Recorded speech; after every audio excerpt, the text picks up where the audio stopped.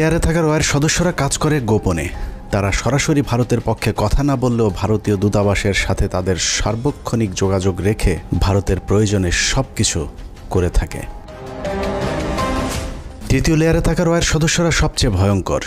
এদেরকে সাধারণ দৃষ্টিতে দেখে মনে হবে প্রচণ্ড ভারত বিরোধী, কিন্তু গোয়েন্দাদের প্রথম দুটি লেয়ার যখন অকৃতকার্য হয় তখন সবশেষ লেয়ারটি কৌশলে দাঁড়িয়ে যায়। আর এই লেয়ারে যারা থাকে তাদের পরিচয় যখন প্রকাশ পায় তখন আসলে কিছুই করার থাকে না, যে কারণে এদের ব্যাপারে অতি সাবধানী হওয়া অত্যন্ত জরুরি। এই শ্রেণীর ভারতীয় এজেন্টদেরকে সবচেয়ে বেশি কৌশলী হতে হয়, কারণ তাদেরকে ডুয়েল রোল প্লে করে দুই পক্ষকেই খুশি রাখতে হয়। এই ধরনের গোয়েন্দা এজেন্ট নির্বাচনে ভারতীয় গোয়েন্দাদের কিছু সুনির্দিষ্ট চাহিদা থাকে। এসব ক্ষেত্রে যারা অমিচেতনাধারী, দুশ্চরিত্র, ইসলাম বিদ্বেষী এমন ধরনের সব ব্যক্তিদেরকে বাছাই করা হয়। অন্তরে আওয়ামী চেতনা লালন করলেও প্রকাশ্যে তাদেরকে বিপরীত রূপে আত্মপ্রকাশ করানো হয়। এ ধরনের এজেন্ট তৈরিতে 1 যুগ 2 যুগ, আবার কখনো তারও বেশি সময় লেগে যায়, যাতে তাদের পেছনের ইতিহাস মানুষ ভুলে যায়। দেখতে কিছুটা নিষ্পাপ, শ্রুতিমধুর, বাকপটু গোছের এসব এজেন্টদেরকে দিয়ে কখনো কখনো সাধারণ ভারত বিরোধীদের চাইতেও কঠোর ভাষায় ভারতকে আক্রমণ করানো হয়, যা দেখে মনে হবে এরা প্রচণ্ড ভারত বিরোধী। আর এভাবেই তাদেরকে ভারত বিরোধী শিবিরে ধীরে ধীরে জনপ্রিয় করে তোলা হয়। এবং অত্যন্ত যৌক্তিক কারণে আজকে ভারতের বিরুদ্ধে আমাদের স্বাধীনতার ডাক দিতে হবে, ভারতের বিরুদ্ধে আমাদের সার্বভৌমত্বের ডাক দিতে হবে। আসিফ নজরুল ভারতের সেই দীর্ঘমেয়াদী প্ল্যান সি এর অংশ কিনা সেটা বুঝতে আমাদেরকে আরও 32 মাত্র দেলোয়ার হোসেন সাইদি ছাড়া আমার জানা মতে আর কি বাকি সবারই আপনার যতটুকু আমি পড়াশোনা করেছি ইনভলভমেন্ট ছিল। হঠাৎ করে দেলোয়ার হোসেন সাইদিকে নির্দোষ দাবি করা আসিফ নজরুল 1986 সালে কি বলেছিল সেটা তার সেই লেখাতেই রয়েছে। আসিফ নজরুল প্রথম ব্যক্তি যিনি দেলোয়ার হোসেন সাইদিকে যুদ্ধাপরাধী হিসাবে অভিযুক্ত করেছিলেন। তিনি লিখেছেন, সাইদি স্বাধীনতা যুদ্ধের সময় পাক হানাদার বাহিনীর প্রত্যক্ষ সহযোগিতায় লিপ্ত ছিলেন। তিনি ধর্মের দোহাই দিয়ে গনিমতের মাল হিসাবে গড়েরহাট বন্দরের হিন্দু সম্প্রদায়ের বাড়িঘর লুট করেছেন এবং মদন নামে একজন হিন্দু ব্যবসায়ীর দোকান ঘর ভেঙে দিয়ে নিজের বাড়িতে নিয়ে গেছেন বলেও দাবি করেছেন আসিফ নজরুল। মুক্তিযুদ্ধের পর সাইদি দীর্ঘ সময় পালিয়ে থাকেন এবং 10 বছর পর নাকি নিজ গ্রামে আসেন। পুরো লেখার শুরু থেকে শেষ পর্যন্ত পুরোটাই সাইদি সম্পর্কে যা কিছু বলা হয়েছে সব ডাহা, মিথ্যা। আর এই হচ্ছে আসিফ নজরুলের সাংবাদিকতার নমুনা।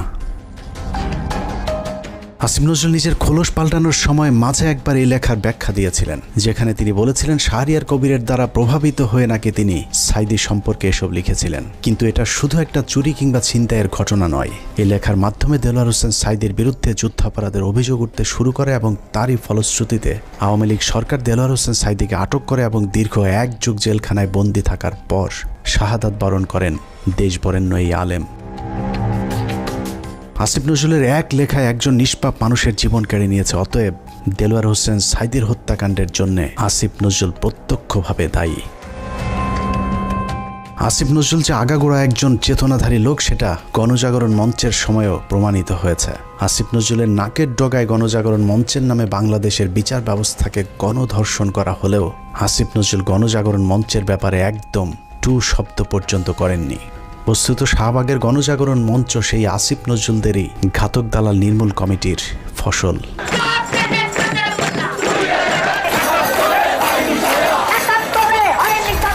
আসিফ নজরুলের কাঁধে দেয়া ভারতীয় ষড়যন্ত্রের প্রথম অ্যাসাইনমেন্ট শেষ হয়েছে। আসিফ নজরুল নিজেকে পাল্টে এখন ভারত বিরোধী আর আওয়ামী বিরোধী প্রমাণের চেষ্টা করে যাচ্ছেন। মাঝে হজ করে এসেছেন, রোজাও রাখেন, রোজার মাঝে পরকিয়া করতে গিয়ে কাপড়ও নষ্ট করেন। এখন তুমি বাসায় একা একা বসে আছো, কেউ যত্ন নিচ্ছে? কিছু না, আমি খালি শুয়ে ঘুমাচ্ছি, শুয়ে আছে। চলে আসো না কেন, দেখে যাও আমাকে। হ্যাঁ, আমাকে দেখে যাও। আমিও তো চাই। জ্বর আক্রান্ত অবস্থায় পড়ে আছো এখন। আমি আসলে ইয়ে তো কেউ থাকে না কেন তোমার পাশে এখন? আসো, এসে দেখে যাও আমাকে। আসতে চাই, তোমাকে স্বপ্ন দেখতেছিলাম। জান আমার উপর কেন রাগ করছে? আমার সাথে এত শ্রদ্ধা সম্মান নিয়ে কথা বলতো কেমন লাগে বলো, নাহলে তো আমি এখনই আসতাম। চলে আসো, এখন তো আসবে না বাসায়। তোমার গাড়ি নাই? না, গাড়ি নাই। এই তুমি আসো না, কেউ আসবে না। এখন বাসার মধ্যে একটু জানলেই লাগছে আসতে। আচ্ছা ঠিক আছে, এখন আসলে আমার রোজা থাকবে না।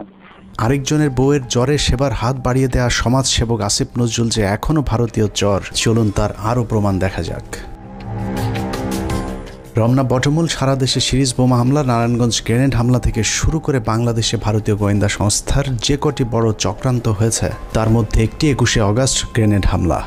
কতটা সূক্ষ্মভাবে 21শে আগস্টের ঘটনা ঘটিয়েছে তা নিয়ে আমাদের একটি অনুসন্ধান চলছে, যা কিছুদিনের মধ্যেই প্রকাশ করা হবে। সম্প্রতি 21শে আগস্টের মামলা থেকে তারেক রহমান সহ বিএনপির সব আসামিদেরকে অব্যাহতি দেওয়া হয়েছে। তার মানে বিএনপি এই ঘটনার সাথে জড়িত নয়। অথচ এই আসিফ নজরুলই স্বভাবসুলভ জোরালো ভঙ্গিতে বলেছিলেন 21শে আগস্ট গ্রেনেড হামলার জন্য দায়ী বিএনপি এবং ওই ঘটনাটি ধামাচাপা দেওয়ার জন্যও নাকি বিএনপি চেষ্টা করেছিল। বিএনপি কি এই হত্যার ঘটনা 21শে আগস্ট আক্রমণের ঘটনা ধামাচাপা দিতে চেয়েছে? অবশ্যই চেয়েছে। তারা জঘন্য রকম ভাবে ধামাচাপা দিতে চেয়েছে, হাস্যকর ভাবে ধামাচাপা দিতে চেয়েছে। এখন প্রশ্ন হলো আসিফ নজরুলের বক্তব্য কোনটা সঠিক? বিএনপি দোষী নাকি বিএনপি নির্দোষ? যদি এখন বিএনপির চাপে তারেক রহমানকে অব্যাহতি দিয়ে থাকে তাহলে তার পদত্যাগ করা উচিত। আর যদি আগের বক্তব্য মিথ্যা হয় তাহলে সেই মিথ্যা তিনি কার পরামর্শে বলেছিলেন সেই জবাব জনগণের সামনে দিতে হবে। আসলে আসিফ নজরুল আগে যা বলেছিলেন সেটাই তার আসল চরিত্র। এখন তিনি যা করছেন সেটা তার অভিনয়। উপরে উপরে নিজেকে আওয়ামী এবং ভারত বিরোধী প্রমাণের জন্য রক্ত গরম করার কথা বললেও আসিফ নজরুল আসলে একজন ভারতীয় জ্বর, এবং তিনি যা কিছু করেন সবকিছু ভারতীয় থিঙ্ক ট্যাঙ্ক, ডেইলি স্টার এবং প্রথম আলোর অফিস থেকেই করানো হয়। অনেকেরই মনে হতে পারে আসিফ নজরুল আগে খারাপ থাকলেও এখন ভালো হয়ে গিয়েছেন, কিন্তু চলুন দেখা যাক আসিফ নজরুল আসলেই ভালো হয়েছেন কিনা। আমার জাস্ট বুকটা ভেঙে গেছে। এইভাবে মানুষ বিজয় উদযাপন করে? আপনার পলিটিক্যাল অপোনেন্টের উপর আপনার রাগ থাকতে পারে, আপনার পুলিশের উপর রাগ থাকতে পারে, এই জন্য এইভাবে নির্বিচার হামলা করা হবে। 5 তারিখ বিজয়ের পর আসিফ নজরুলের প্রথম ভিডিও বার্তা ছিল আওয়ামী লীগের প্রতি সমবেদনা জানিয়ে। আওয়ামী লীগকে বাঁচাতে তার কাকুতি দেখে মনে হয়েছে নিজ দলের নির্যাতিত মানুষের পক্ষে দাঁড়িয়েছেন আসিফ নজরুল। অথচ তার কয়েক ঘন্টা আগেও প্রায় 2000 মানুষকে নির্মমভাবে হত্যা করেছে এই আওয়ামী লীগেরই সন্ত্রাসীরা। একটা ঘটনা যেন আর না ঘটে। আমার প্রতি যদি আপনাদের বিন্দুমাত্র ভালোবাসা থাকে, যাদের ভালোবাসা থাকে, তারা এই কাজ করবেন না। আসিফ নজরুল সেই উপদেষ্টা যার কার্যালয় থেকে শেখ মুজিবের ছবি নামাতে সবচেয়ে বেশি সময় লেগেছে। আসিফ নজরুলের বাসায় প্রায় 2 মাস পালিয়েছিলেন সামন্তলাল সেন, যিনি জ্বালাও পোড়াও নাটকের মূল হোতা। আসিফ নজরুল তার চাচা শ্বশুর জাফর ইকবালকে আটক না করে দেশ থেকে পালিয়ে যেতে সুযোগ করে দিয়েছেন। অথচ 5 তারিখের 1 সপ্তাহ আগে যিনি আন্দোলনকারী ছাত্রদেরকে পাকিস্তানি রাজাকার বলে সরকারকে ছাত্র হত্যায় উস্কে দিয়েছিলেন। আসিফ নজরুল খুনের মামলার আসামি আনোয়ার হোসেন মঞ্জুকে পুলিশ আটক করার 1 ঘন্টার মাথায় ছেড়ে দিতে বাধ্য করেছিলেন। এই ঘটনায় আসিফ নজরুল তার এক সাংবাদিক বন্ধুর মাধ্যমে 5 কোটি টাকা নগদ ঘুষ নিয়েছিলেন। ঘটনাটি তদন্ত করলেই বেরিয়ে আসবে আসিফ নজরুলের তদবিরে আনোয়ার হোসেন মঞ্জু ছাড়া পেয়েছিলেন কিনা। অথচ মঞ্জুর ইত্তেফাক পত্রিকা গেল 15 বছর হাসিনার দালালি করেছে এবং আন্দোলনের সরাসরি ছাত্রদের বিরুদ্ধে অবস্থান নিয়েছিল ইত্তেফাক পত্রিকা। আসিফ নজরুল সেই উপদেষ্টা যার ইশারায় সাবের হোসেন চৌধুরী সহ একের পর এক আওয়ামী লীগের হত্যা মামলার আসামিরা জামিনে ছাড়া পাচ্ছেন। সূত্র জানিয়েছে প্রতিটি জামিনে আসিফ নজরুল মোটা অঙ্কের টাকা নিচ্ছেন। সবশেষ ঝিনাইদহের বিচারক জামিন দিতে না চাইলে তাকে ছুটিতে পাঠানোর ভয় দেখিয়ে ঝিনাইদহের আওয়ামী লীগের সাবেক এমপিকে জামিন দিতে বাধ্য করেন আসিফ নজরুল। ঝিনাইদহে নাশকতা ও হত্যা মামলায় গ্রেপ্তার আওয়ামী লীগের সাবেক 2 সংসদ সদস্যকে অন্তর্বর্তীকালীন জামিন দিয়েছে আদালত। আসিফ নজরুলের চাপে বিভিন্ন থানায় মামলা নিতে গড়িমসি করছে পুলিশ। কারণ আসিফ নজরুল গণহারে আসামিদের বিরুদ্ধে মামলা না দেওয়ার জন্য আওয়ামী লীগের পক্ষে দাঁড়িয়েছিলেন। তার দাবি শত শত মানুষের বিরুদ্ধে মামলা দেয়া যাবে না। অথচ আন্দোলনের সময় আওয়ামী লীগের হাজার হাজার সন্ত্রাসীরা ছাত্র হত্যায় অংশ নিয়েছিল। অথচ আসিফ নজরুল গণহারে মামলার বিপক্ষে। ঢালাও মামলার একটা খুব মারাত্মক একটা প্রকোপ দেশে দেখা দিয়েছে। এটা আমাদেরকে অত্যন্ত বিব্রত করে। এরই মধ্যে যেসব হত্যা মামলা হয়েছে তার অধিকাংশ আসামিকে ধরার কোনো তৎপরতা নেই। প্রায় সবখানে আওয়ামী লীগের লোকজন যেভাবে বুক ফুলিয়ে ঘুরে বেড়াচ্ছে তাতে মনে হচ্ছে এ যেন দেখার কেউ নেই। 15ই আগস্ট জাতীয় দিবস বাতিল করা হয়েছিল, সেই রায় স্থগিত করা হয়েছে আসিফ নজরুলের নির্দেশে। সবচেয়ে ভয়ঙ্কর বিষয় হলো যে ছাত্রদের প্রতিনিধি হিসাবে আসিফ নজরুল উপদেষ্টার পদ বাগিয়ে নিয়েছেন। সেই ছাত্রদের কতজন জুলাই হত্যাকাণ্ডে নিহত হয়েছিলেন তাদের সংখ্যাও এখন পর্যন্ত সঠিকভাবে গণনা করা হয়নি। যারা আহত হয়েছিল তাদেরও খোঁজ নিচ্ছে না সরকার। উন্নত চিকিৎসার অভাবে আহত অনেকে মৃত্যুর দিকে এগিয়ে যাচ্ছে। অথচ আগস্টেই বলা হয়েছিল তাদেরকে উন্নত চিকিৎসার জন্য বিদেশে পাঠানো হবে। বাস্তবে এখন পর্যন্ত একজনকেও বিদেশে পাঠানো হয়নি উন্নত চিকিৎসার জন্য। আমার এই শরীরে আমি কি করতে পারবো? যার হাত নাই সে শরীরে কি করতে পারবে? যার পা নাই তার সে এখানে দেখেন চোখে অনেক গুলি আছে। আমার এলাকাতে আমার ছোট ভাই আমার একসাথে আন্দোলন করছে, ওর মাথার ভিতরে এখনো 2টা গুলি আছে। ইস্তিয়াক না, ও কি করবে? আমাদের পুনর্বাসনের একটা ব্যবস্থা করা উচিত। সরকার কি করতেছে, টাকা তো কি করতেছে ওগুলা? আমরা কি উন্নয়নের, আমরা কি আর কি দেশ সংস্কারের অংশ না? এদেরকে এইভাবে অমূল্য, এদেরকে টিস্যু হিসাবে এখন ফেলে দেওয়া হয়েছে। টিস্যু, এরা এখন টিস্যু। আমিও আন্দোলনে ছিলাম, হয়তো আল্লাহ আমার শরীর সুস্থ রাখছে, আমি আল্লাহর কাছে লাখো শুকরিয়া করি। কেন লাখো শুকরিয়া করি জানেন? কারণ কি আমি যদি গুলি খেতাম, আমি যদি আহত হইতাম, কেউ দেখতে আসতো না আমাকে, কেউ দেখতে আসতো না আমাকে। আজকে এদের প্রত্যেককে আজকে এখানে দাঁড়ায় তাদেরকে আন্দোলন করতে হচ্ছে। কেন তারা আন্দোলন কেন করবে? বিডিআর হত্যাকাণ্ডের মূল রহস্য উদ্ঘাটনে একটি কমিশন গঠন করার কথা থাকলেও সেটা এখনো পর্যন্ত করা হচ্ছে না। জানা যায় আসিফ নজরুলের প্রভাবে আটকে আছে বিডিআর হত্যাকাণ্ডের তদন্ত কমিটি গঠন। আমি major Mohammad Zahidi Ahsan Habib, retired, BDR হত্যাকাণ্ডের একজন প্রত্যক্ষদর্শী। বহুদিন আগে থেকে শুনে আসছি বিডিআর হত্যাকাণ্ডের পুনর্বিচার শুরু হবে, কিন্তু আজ পর্যন্ত কোনো অগ্রগতি দেখতে পাইনি। এই পিলখানা হত্যাকাণ্ড, যে পিলখানা হত্যাকাণ্ডের সাথে সরাসরি আওয়ামী সরকার বা ভারতীয়রা জড়িত ছিল, সেই পিলখানা হত্যাকাণ্ডের বিচারের কোনো অগ্রগতি এখনও নাই। গত 4 মাস 4টি ডেট পড়ার পরেও তারা মুক্তি পায় নাই। কোর্ট বিভিন্ন অজুহাতে জামিন শুনানি দীর্ঘায়িত করছেন। এদিকে পিলখানা হত্যাকাণ্ডে বলির পাঠা বিডিআর জওয়ানদের মামলায় 5 তারিখের পর 3টি জামিন শুনানি হয়েছে।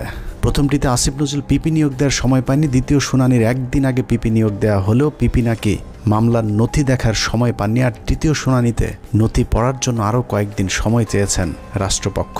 এভাবেই হাইকোর্ট দেখানো হচ্ছে দেশপ্রেমিক জওয়ানদেরকে। 5 তারিখের পর এরই মধ্যে 2 জন বিডিআর জওয়ানের জেলখানায় রহস্যজনক মৃত্যু হয়েছে। এতে বিডিআরের অন্য সদস্যরাও আতঙ্কে আছেন। বিডিআর হত্যাকাণ্ডের ঘটনা ধামাচাপা দিতে তাদেরকেও ধীরে ধীরে অসুস্থতার নামে হত্যা করা হতে পারে। একইভাবে তারেক রহমানের মামলাগুলোতেও নানাভাবে জটিলতা তৈরি করে রাখা হয়েছে। এখনও লুৎফুজ্জামান বাবরকে ছাড়ার কোনো খবর নেই। এক মহান দেশপ্রেমিক সেনা কর্মকর্তা মেজর জেনারেল রেজ্জাকুল হায়দারকে এখনও মামলার দোহাই দিয়ে জেলে আটকে রাখা হয়েছে। দেখে মনে হচ্ছে আসিফ নজরুল আর প্রথম আলোর জন্যই ছাত্ররা স্বাধীনতা এনেছিল। এখনও কয়েক হাজার আলেম জেলখানায় বন্দী। কৃত্রিম জটিলতা সৃষ্টি করে তাদের জামিন শুনানির সুযোগও দেওয়া হচ্ছে না। ডিজিটাল সিকিউরিটি অ্যাক্টের মামলায় হাসিনা সরকারের আমলে যারা জেলে গিয়েছিলেন তাদের অধিকাংশ এখনও পর্যন্ত জেলখানায় বন্দী আছেন। ভাবুন তো, তাদের জন্য কি স্বাধীনতা আসেনি? এখন প্রশ্ন হলো, বিদ্রোহী সরকারের বিদ্রোহী কাজী নজরুল ইসলামের ভূমিকায় অবতীর্ণ হওয়া আসিফ নজরুল তাহলে করছেটা কি? চলুন দেখা যাক আসিফ নজরুল কি করছে। 17 মে 2021। রাষ্ট্রীয় গুরুত্বপূর্ণ নথি অনুমতি ছাড়া ছবি তোলা ও সংগ্রহের অভিযোগে প্রথম আলোর জ্যেষ্ঠ প্রতিবেদক রোজিনা ইসলামকে শাহবাগ থানায় সোপর্দ করেছে স্বাস্থ্যসেবা বিভাগ। সাংবাদিক রোজিনা ইসলামকে কারাগারে পাঠিয়েছে ঢাকার সিএমএম আদালত। বাংলাদেশের ইতিহাসে প্রথমবারের মতো জাতীয় সংবাদপত্রের একজন সাংবাদিক চুরির দায়ে আটক হয়েছিল। চোরের নাম প্রথম আলোর সাংবাদিক রোজিনা ইসলাম। স্বাস্থ্য খাতের লুটপাট আর দুর্নীতির সাথে জড়িত রোজিনাকে মনে করা হয় স্বাস্থ্য খাতের মাফিয়া। রোজিনার ভাগ ছাড়া স্বাস্থ্য মন্ত্রণালয়ে কোনো প্রকল্প বাস্তবায়ন করা একদম অসম্ভব। মন্ত্রণালয়ে রোজিনার চেয়ে তার ভাই আর স্বামীর ক্ষমতা নাকি আরও অনেক বেশি।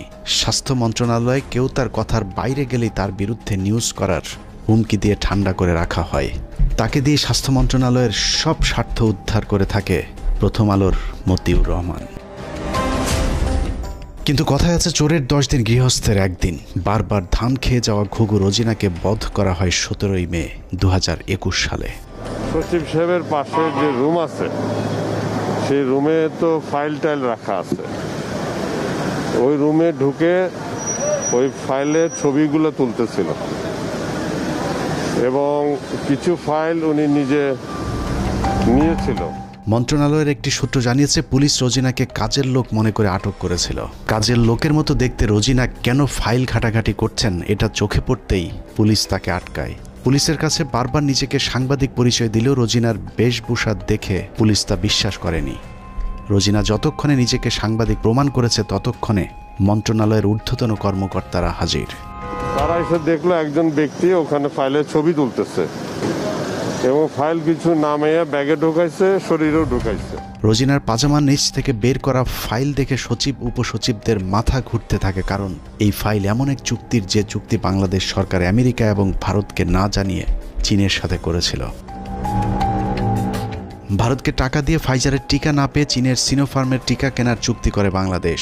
সেই খবরেই ক্ষিপ্ত হয় ভারতীয় প্রথম আলো কর্তৃপক্ষ। চুক্তির বিষয়টি ভারতকে জানানোর জন্যই রোজিনাকে চুরি করে ফাইলের ছবি আনতে পাঠিয়েছিল মতিউর রহমান, কিন্তু পুলিশ দেখে চুক্তির সেই কাগজ রোজিনা তার ভেতরে ঢুকিয়ে ফেলেছিল। এই ফাইলগুলো ছিল টিকা সংক্রান্ত।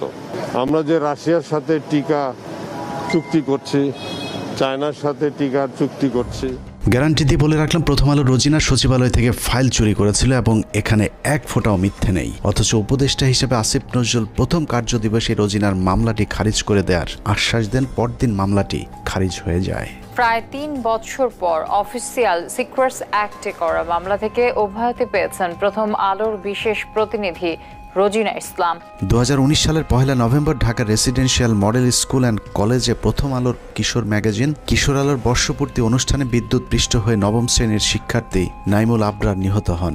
ওই ঘটনায় আবরারের বাবা একটি হত্যা মামলা দায়ের করেন, যে মামলায় প্রথম আলোর সম্পাদক মতিউর রহমান সহ 10 জনের বিরুদ্ধে গ্রেপ্তারি পরোয়ানা জারি হয়েছিল।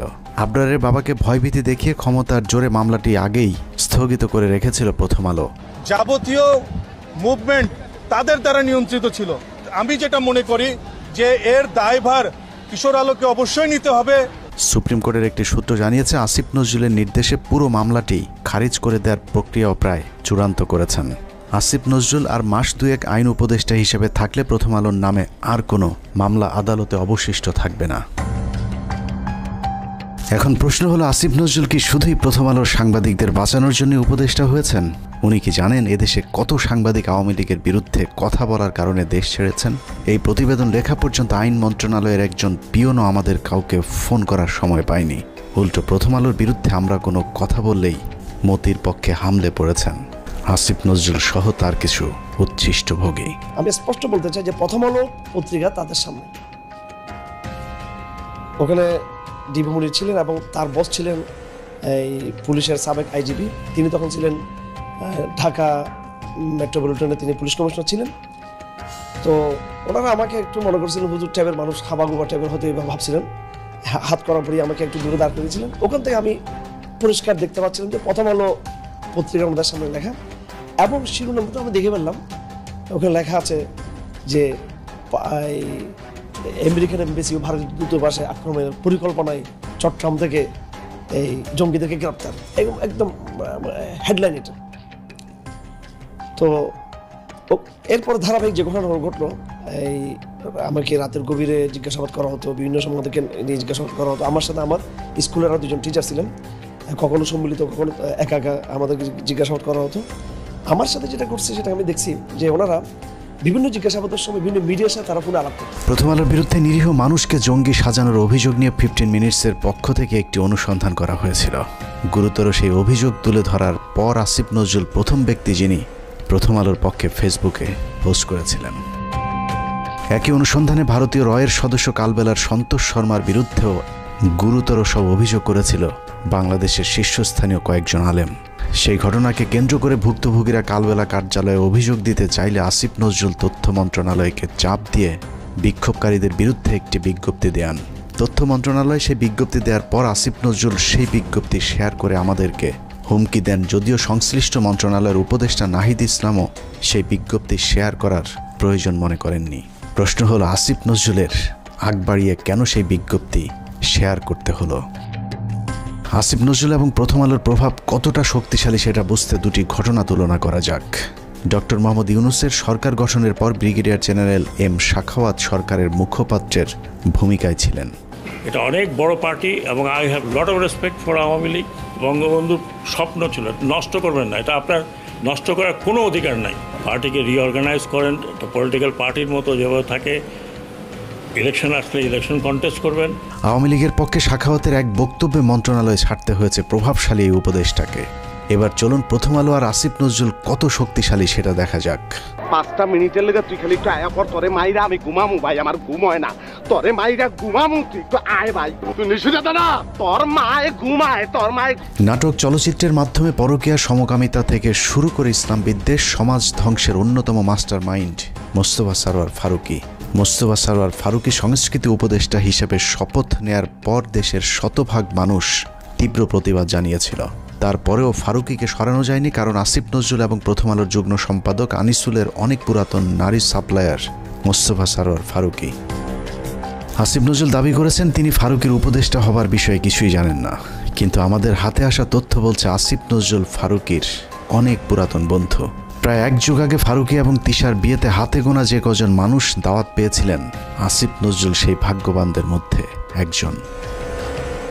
মোস্তফা সরওয়ার ফারুকীর মন্ত্রণালয়টিও আসিফ নজরুলের নিজে ছেড়ে দেয়া মন্ত্রণালয়। এবার প্রশ্ন আসতে পারে, ফারুকীর সাথে আসিফ নজরুলের সম্পর্ক আছে ঠিক আছে, কিন্তু প্রথম আলোর সাথে ফারুকীর সম্পর্কটা আসলে কি? এটাই আজকের অনুসন্ধানের সবচেয়ে গুরুত্বপূর্ণ বিষয়। আসিফ নজরুলের মতো হানি ট্র্যাপে পড়ে যারা প্রথম আলোর হয়ে কাজ করতে বাধ্য হন, তাদের জন্য প্রথম আলোর সবচেয়ে বড় ফাঁদ হচ্ছে মেরিল প্রথম আলো, এবং সেই সাথে সম্প্রতি যোগ হয়েছে চরকি নামে আরেকটি প্রথম আলোর ওটিটি প্ল্যাটফর্ম। চরকি নামক ওটিটির চক্করে ফেলে বিভিন্ন নায়িকার মডেলদের ক্যারিয়ার গড়ে দেওয়ার লোভ দেখে আসিফ নজরুলদের মতো খদ্দের সংগ্রহ করে প্রথম আলো।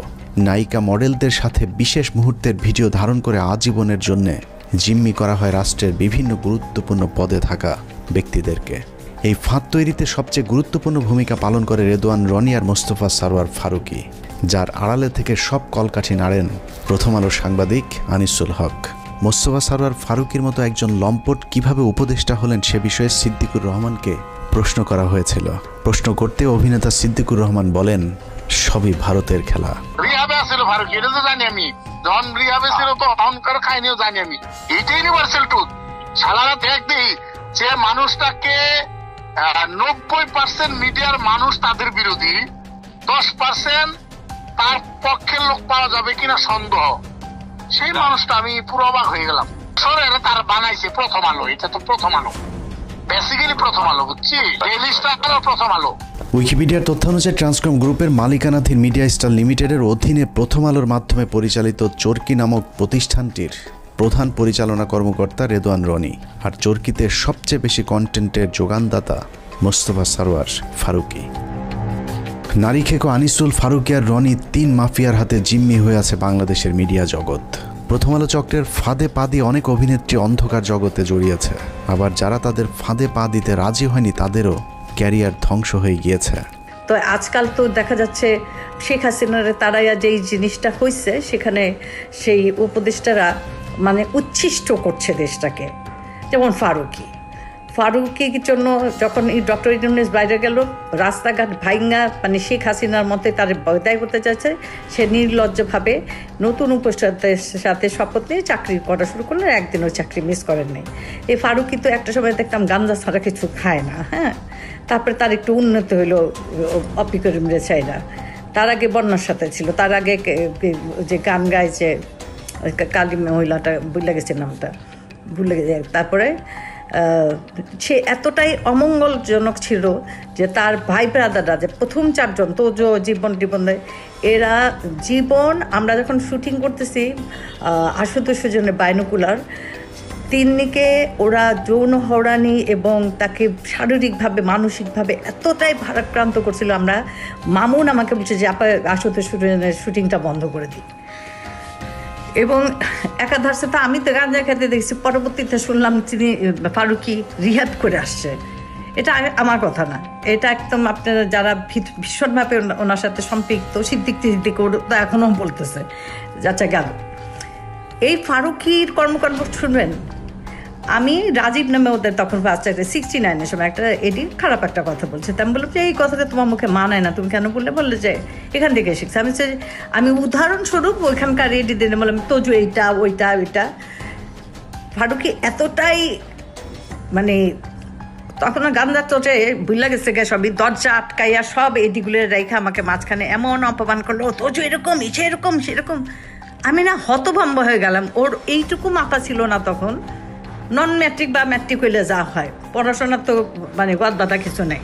পোটেনশিয়াল কি দিছে, 3 4 তারপরে মানে যা তা আর কি। আবার আমারটা সময় পরকীয়া, এখন আমার প্রেমের কথা বলতে পারে, বলতেই পারে।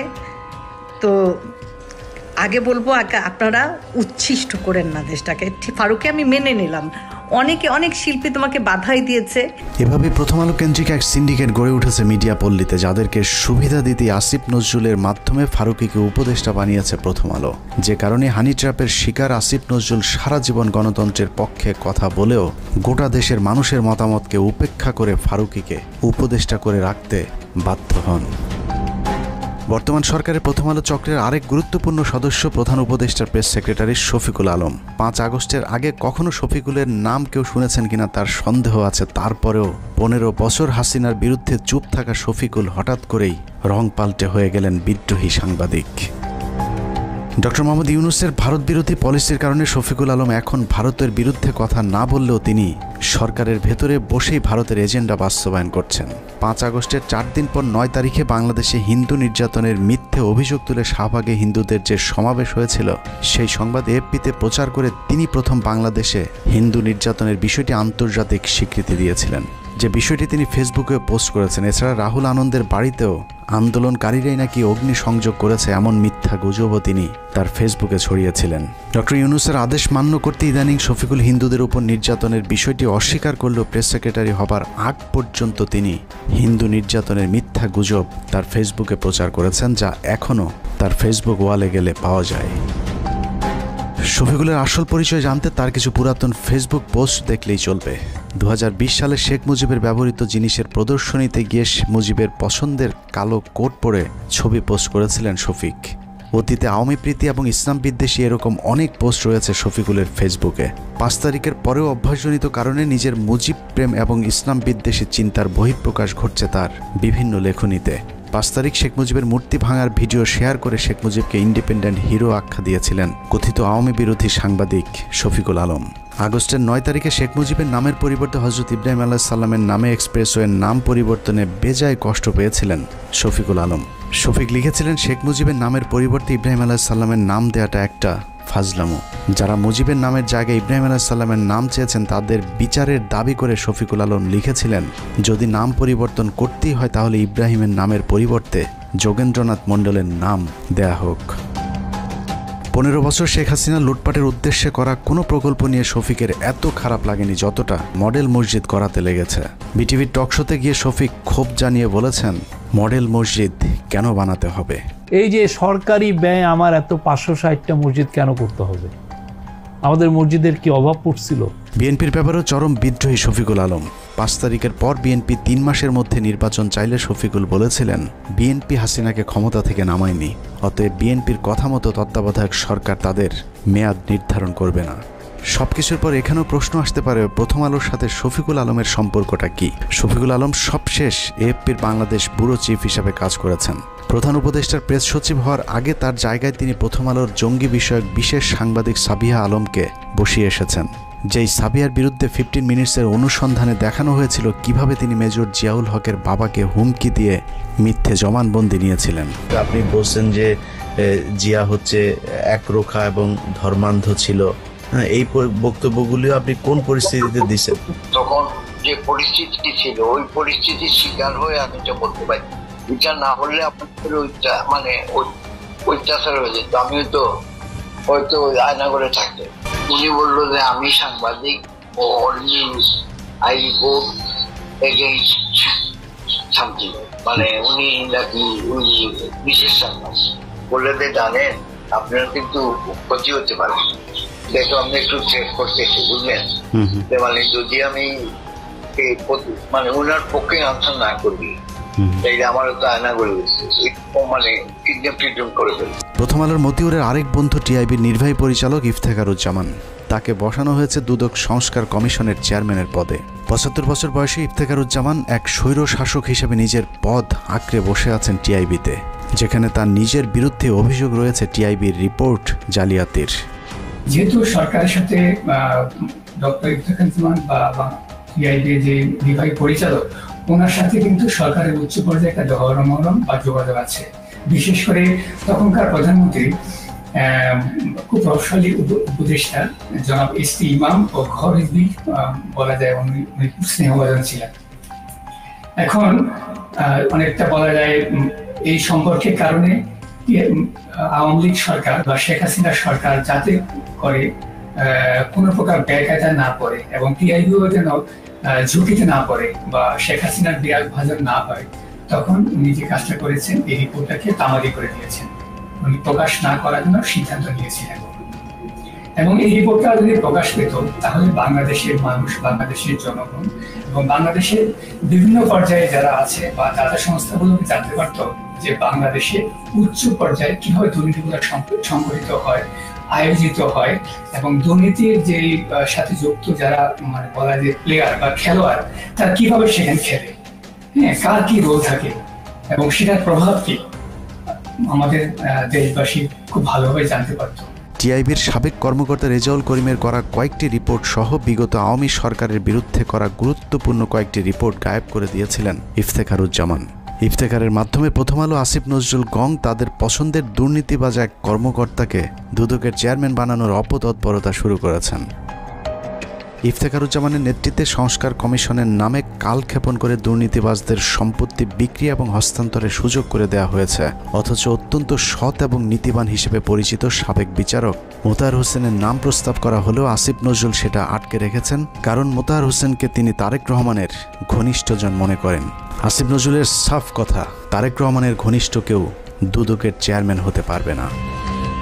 ৭১ টিভির টকশো রিজার্ভ আলোচক, জঙ্গি বিশেষজ্ঞ, ভারতীয় আরেক রয়ের এজেন্ট, ডেইলি স্টারের সাংবাদিক গোলাম মর্তুজা ২০১৮ সালে নির্বাচনের আগেও তারেক রহমান আর খালেদা জিয়াকে জঙ্গিদের নেতা বলা মর্তুজা হঠাৎ করে আওয়ামী বিরোধী ভিডিও আপলোড করা শুরু করেন ইউটিউবে।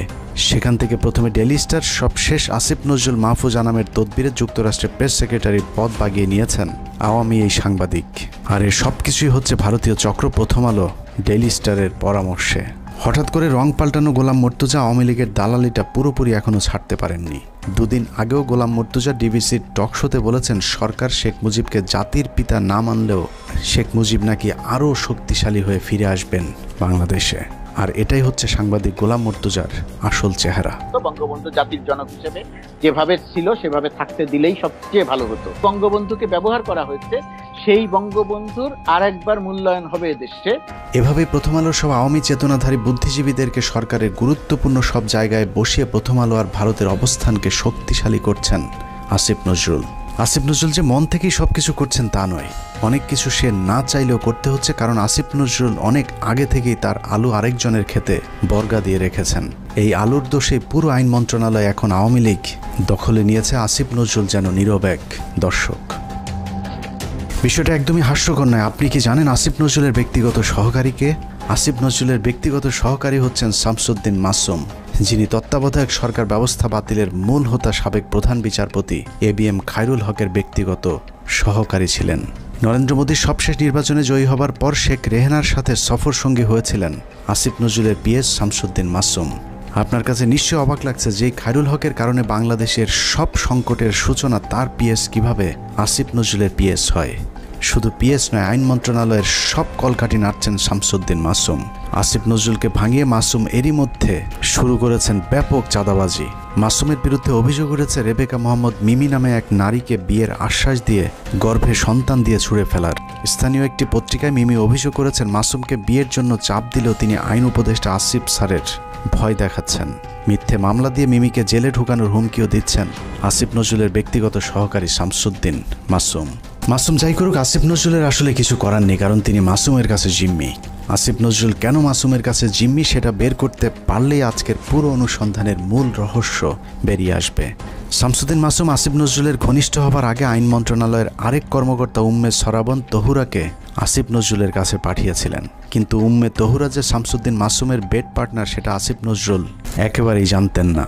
যতদিনে জেনেছেন ততদিনে আসিফ নজরুলের গোপন ভিডিও তহুরার হাতে। সেই ভিডিওর ভয় দেখিয়ে আসিফ নজরুলের পিএসের চেয়ারে বসানো হয়েছে শামসুদ্দিন মাসুমকে। আইন মন্ত্রণালয়ে আসিফ নজরুলের চেয়ার বড় হলেও ক্ষমতায় মাসুম আর তহুরা সবার চেয়ে উপরে, আর তাদেরকে দিয়ে প্রথম আলো আওয়ামীপন্থী কর্মকর্তাদেরকে গুরুত্বপূর্ণ সব পদে বসিয়ে যাচ্ছেন। এখানে প্রশ্ন আসতে পারে, তহুরা মাসুমের সাথে প্রথম আলোর সম্পর্কটা কি? আসিফ নজরুলকে হানি ট্র্যাপে ফেলা উম্মে তহুরা ছিলেন প্রথম আলোর সাংবাদিক। এ ধরনের অভিযানে কাজে লাগাতেই প্রথম আলো তহুরাকে জুডিশিয়াল সার্ভিসে চাকরি নিয়ে দিয়েছিলেন। অনেকদিন আগে প্রথম আলো আর রয়ের রোপণ করা সেই গাছে এখন ফল ধরতে শুরু করেছে, আর আসিফ নজরুল সেই ফলের ছুঁড়ে ফেলা বিচির মতো অসহায়। মাসুমের মাধ্যমে 19 জানুয়ারি 1992। 1975-এর 15 আগস্ট থেকে 1981 সাল পর্যন্ত 6 বছর ভারতীয় মগজ ধোলাইয়ের পর দেশে ফেরেন শেখ হাসিনা। শেখ হাসিনা দেশে ফেরার 15 দিনের মাথায় জিয়াউর রহমানকে হত্যা করে ভারত। জিয়াউর রহমান যেভাবে আন্তর্জাতিক মহলের কাছে জনপ্রিয় হয়ে উঠছিলেন তাতে ভারতের মাথা ব্যথার কারণ হয়ে দাঁড়ায়, যে কারণেই তাকে হত্যা করে এরশাদকে ক্ষমতায় বসানো হয়। এদিকে প্রধানমন্ত্রী হিসাবে শেখ হাসিনাকে প্রস্তুতির কাজও চলতে থাকে। 1990 সালে এরশাদের পতনের পর ভারতের ইচ্ছে ছিল শেখ হাসিনাকে প্রধানমন্ত্রী বানানোর, কিন্তু 1991 সালে নির্বাচনে সবাইকে অবাক করে দিয়ে বাংলাদেশের মানুষ বেগম খালেদা জিয়াকে প্রধানমন্ত্রী নির্বাচিত করেন। 1991 সালে খালেদা জিয়া প্রধানমন্ত্রী হবার বছর না ঘুরতেই শুরু হয় ভারতের প্রথম চক্রান্ত। 1992 সালের শুরুতেই শুরু হয় দেশকে বিভাজনের মুখে ঠেলে দেওয়ার প্রথম ভারতীয় অভিযান। ভারতীয় চর জাহানারা ইমামকে সামনে রেখে প্রতিষ্ঠা করা হয় 71-এর ঘাতক দালাল নির্মূল কমিটি এঘাদানিক। শুরু হয় বিভাজনের রাজনীতি। শেখ মুজিবের সময়ে কথিত যুদ্ধাপরাধের মীমাংসিত একটি বিষয়কে সামনে এনে পুরো জাতিকে স্বাধীনতার পক্ষ আর বিপক্ষের দুই ভাগে ভাগ করে দেওয়া হয়। সার্বভৌম রাষ্ট্রের সংবিধানকে বৃদ্ধাঙ্গুলি দেখিয়ে তৈরি করা হয় কথিত গণ আদালত, এবং সেই আদালতে বিচারিক কার্যক্রম পরিচালনা করা হয় রাষ্ট্রের বিচার ব্যবস্থাকে চ্যালেঞ্জ করার অপরাধে খালেদা জিয়া সরকার জাহানারা ইমাম সহ 24 জনের বিরুদ্ধে একটি রাষ্ট্রদ্রোহ মামলা করেন। নিশ্চয়ই ভাবছেন অনুসন্ধানের কোথা থেকে কোথায় যাচ্ছি। আসলে এত কিছু বলার কারণ, যাকে নিয়ে অনুসন্ধানের শুরু করেছে সেই আসিফ নজরুলের আসল পরিচয় খুঁজে বের করতেই এত কিছু বলা হচ্ছে। 1992 সালে খালেদা জিয়ার সরকার প্রথম ভারতের যে ষড়যন্ত্র রুখে দিয়েছিলেন, সেই ষড়যন্ত্রের উদ্যোক্তাদের মধ্যে অন্যতম ছিলেন জাহানারা ইমাম, শাহরিয়ার কবির, মুনতাসির মামুন এবং ভারতীয় গুপ্তচর আসিফ নজরুল। জাহানারা ইমামকে প্রধান আসামি করে খালেদা জিয়ার সরকার যে রাষ্ট্রদ্রোহ মামলাটি করেছিল, সেই মামলার অন্যতম একজন আসামি ছিলেন আমাদের আজকের আসিফ নজরুল ওরফে মোহাম্মদ নজরুল ইসলাম। এই যে আসিফ নজরুল এখন নাম করা কলাম লেখক, তাকে নিয়োগ করা হয়। আসল নাম মোহাম্মদ নজরুল ইসলাম, যাকে আপনারা চেনেন আসিফ নজরুল নামে। মোহাম্মদ নজরুল ইসলাম নাম পাল্টে যেভাবে আসিফ নজরুল হয়েছেন, ঠিক একইভাবে খোলস পাল্টে এক এক সময় এক এক পাত্রে হাজির হয়েছেন। পাত্র আলাদা হলেও পাত্রী হিসাবে আসিফ নজরুল সবখানে ফিট। কতটা ফিট সেটা জানতে আজকের পুরো অনুসন্ধান। আসিফ নজরুল স্যার, তুমি আসলে কার? কথায় আছে প্রয়োজনীয়তায় উদ্ভাবনের জনক। আসিফ নজরুল স্যারকে নিয়ে আজকের অনুসন্ধানটাও প্রয়োজনের প্রেক্ষিতেই করতে হয়েছে। অনেক জরুরি ইস্যুর মাঝেও আসিফ নজরুল স্যারের ইস্যুটাকে প্রাধান্য দিতে হয়েছে, কারণ তার হাতে আমাদের ভবিষ্যৎ গড়ার দায়িত্ব দিয়েছি আমরা। ইতিহাস গড়ার পথে যাত্রা করা ট্রেনের চালক যদি ভুল পথে যাত্রা করে, তাহলে এই জাতি আর কখনোই গন্তব্যে পৌঁছতে পারবে না। আসিফ নজরুল ওরফে নজরুল ইসলামকে সামনে রেখে সুখের স্বপ্ন নিয়ে 18 কোটি যাত্রী যে ট্রেনে চেপে বসেছি, সেই ট্রেন ভবিষ্যতে কোন দিকে যাবে সেটা অনুমান করতে চালকের অতীত সম্পর্কে একটু জেনে আসা বাঞ্ছনীয়। আসিফ নজরুলের অতীত কেমন সেটা জানার আগে ভারতীয় গোয়েন্দা সংস্থা বাংলাদেশে কিভাবে তাদের অপতৎপরতা চালায় সেটা একটু বুঝে আসতে হবে। বাংলাদেশের রয়ের প্ল্যান অনুযায়ী মোট 3টি লেয়ার কাজ করে। প্ল্যান এ সরাসরি ভারতের পক্ষে ঘোষণা দিয়ে কাজ করা, যেটা গেল 15 বছর আওয়ামী লীগ এবং হিন্দুরা করেছেন। রাষ্ট্রীয় গুরুত্বপূর্ণ প্রতিষ্ঠানগুলোতে বড় বড় পদ পদবি নিয়ে এরা সরাসরি ভারতের এজেন্ডা বাস্তবায়ন করেছে বাংলাদেশে। এমনকি শেখ হাসিনা নিজে ঘোষণা দিয়ে ভারতের পক্ষে কাজ করার কথা স্বীকার করেছেন। আপনারা জেনে খুশি হবেন, আসিফ নজরুলের আদর্শিক গুরুর নাম জনাব শাহরিয়ার কবির। শাহরিয়ার কবির যখন সাপ্তাহিক বিচিত্রার সম্পাদক, আসিফ নজরুল ছিলেন তার প্রধান সেনাপতি। ভারতের এজেন্ডা বাস্তবায়নে ভারতের প্রধান সেনাপতির ভূমিকায় ছিলেন শাহরিয়ার কবির। শাহরিয়ার আসিফদের যৌথ প্রযোজনায় ভারতীয় মিশন বাস্তবায়নের কাজ যখন তুঙ্গে, তখন ভারতীয় ষড়যন্ত্রের 20 দাঁত ভেঙে দিতে উল্কার মতো ছুটে আসে এক উজ্জ্বল নক্ষত্র। আমরা ভারতকে দেখিয়ে দেব ইনশাআল্লাহ, এই পৃথিবীতে বাংলাদেশের সবচাইতে বড় দুশ্মন ভারত। সবচাইতে বড় দুশ্মন কে?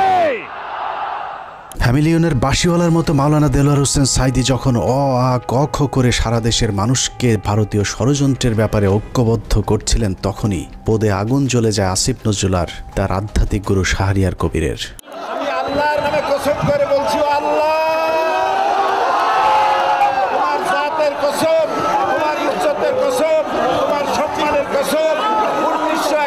বছরের এক ফোঁটা পানি বা কাদা আমার গায়ে লাগে নাই।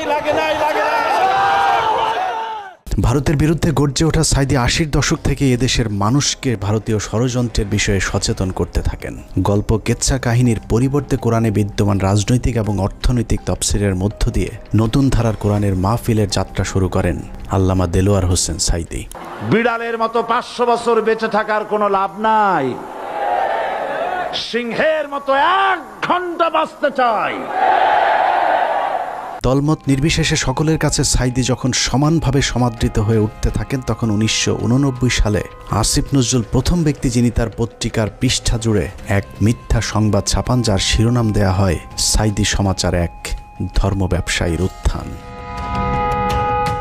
বিশাল সেই সংবাদের কয়েকটি লাইন পড়লে আসিফ নজরুল কত বড় মাপের একজন মিথ্যুক, প্রতারক এবং হলুদ সাংবাদিক ছিলেন সেটার কিঞ্চিত প্রমাণ পেয়ে যাবেন।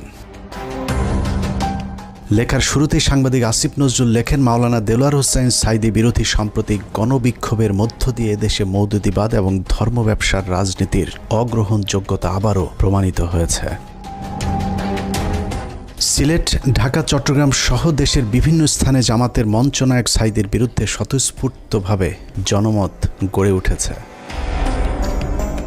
পিরোজপুরের এই মাওলানার জীবনে বিতর্কের সূচনা আগে থেকেই। শর্ষিনা মাদ্রাসায় ৫ম ক্লাসের ছাত্র থাকাকালীন অবস্থায় জামাত রাজনীতি সংশ্লিষ্ট থাকার সন্দেহে তাকে মাদ্রাসা থেকে বের করে দেওয়া হয়। তারপর তিনি লেখেন, শর্ষিনা মাদ্রাসার পর তিনি খুলনা আলিয়া মাদ্রাসায় ভর্তি হন। সে মাদ্রাসা থেকে তিনি কামেল পাশ আদৌ করেছেন কিনা এ নিয়ে দেশের আলেম সমাজের প্রচুর সন্দেহ রয়েছে।